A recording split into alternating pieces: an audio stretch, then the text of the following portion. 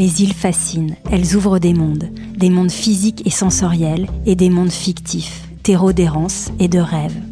Pour cette 3e édition de Murmure, en collaboration avec le photographe Bernard Pess, nous sommes partis à la rencontre de Porquerolles, de Port-Crozien et de Levantin pour vous proposer une série sur l'insularité et l'île intérieure. Comme des archipels sonores qui explorent ce territoire à la frontière du réel et de l'imaginaire, du visible et de l'invisible, ces zones troubles et intermédiaires dans lesquelles les îles nous projettent. Dans cette série, en partenariat avec la Fondation Carmignac et le Parc national de Port-Cros, vous allez entendre les paroles d'insulaires, d'artistes, d'auteurs qui vous murmurent à l'oreille leur île intérieure. Certains d'entre eux sont à découvrir jusqu'à début novembre à la Fondation Carmignac et dans les jardins ou au détour d'un chemin sur l'île de Porquerolles, sous forme de portraits sonores.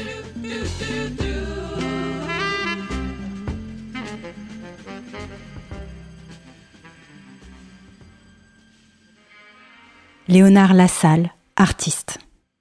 Pour parler de la vie insulaire, on dit souvent qu'elle fascine, autant qu'elle peut effrayer. Vous qui l'avez vécu enfant, de façon pleine, totale, à temps plein, qu'est-ce qui fait selon vous sa particularité ? Les adultes sont pleins de questions. Oui. L'ego veut toujours en savoir plus. Mais en vérité, l'âme n'a pas besoin d'en savoir plus. Elle a besoin d'être, pour absorber, pour connaître. Les enfants sont proches de leur âme. Donc ils n'ont pas besoin d'imaginer comment être sur l'île. Ils le sont. Moi qui ai commencé par l'île du Ventre, je n'avais pas cette imagination-là. Je n'avais pas ce désir de connaître plus, puisque tout ce que je savais était autour de moi. Et je n'ai pas senti de décalage du tout avant que je quitte l'île du Ventre. Je n'ai pas senti que j'étais dans une chose insulaire quand j'étais petit. C'était votre environnement. C'était mon environnement 100%. Je ne connaissais rien d'autre. Je n'avais jamais vu un train. Je connaissais le monde que je connaissais. C'est vrai qu'il était très, très restreint. Mais il était là, c'était tout ce que j'avais. Donc, je n'avais pas de point de comparaison. Et avec le recul, est-ce que les insulaires, pour vous, ont une caractéristique que vous n'avez pas forcément retrouvée ailleurs ou pas ? Oui, certainement. Oui.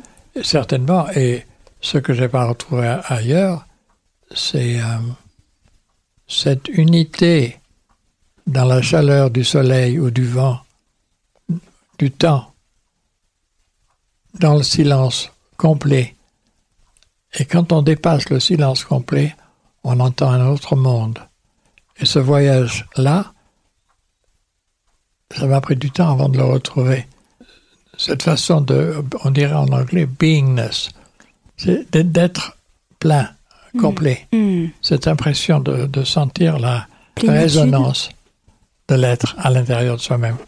À l'île du Ventre, je l'ai senti petit, ça. Oui. Et ça m'est resté toujours. Ouais. Et une chose qui est pour moi magnifique et très belle, c'est que tout ce qui a été, tout ce que chaque être a vécu, en vérité, il le vit toujours, tout le temps. L'histoire de la pendule, c'est une création humaine pour s'espacer dans le temps, mais en vérité, sur un plan spirituel, intérieurement, tout est là. C'est pour ça que les gens me disent « Comment tu fais pour te rappeler de ceci ou de cela ?» Je dis « J'y suis, ça y est. » Ça fait partie de vous. Oui, toute la Terre est en permanence présente. Pas dans le futur et dans le passé, présente, dans le présent. Les gens ont beaucoup de mal à le penser. À le concevoir. Parce que sur un plan purement physique, d'après nos pendules, c'est pas possible. Mais moi, je m'aperçois que c'est possible. Ça aide à vivre de pouvoir appréhender la vie comme ça. Vachement. Et comment ? Ça s'apprend. Et comment ? Oui, non, Non, mais j'ai une chance folle. Maintenant que vous êtes loin de l'île, quand vous pensez au Levant, quelle est la première image qui vous vient à l'esprit ? Est-ce qu'il y en a une ? Peut-être qu'il y en a tellement. Il y en a beaucoup. Oui. Mais il y en a une qui vient régulièrement. C'est de descendre le chemin, puis les marches, qui descendent vers les Gades. Oui. Avec le vent de la mer, le bleu, le scintillement de l'eau, la baie de Portmans, et de respirer profondément dans le bonheur 100 grammes d'interférences autres qu'être. Et ça, c'est magnifique.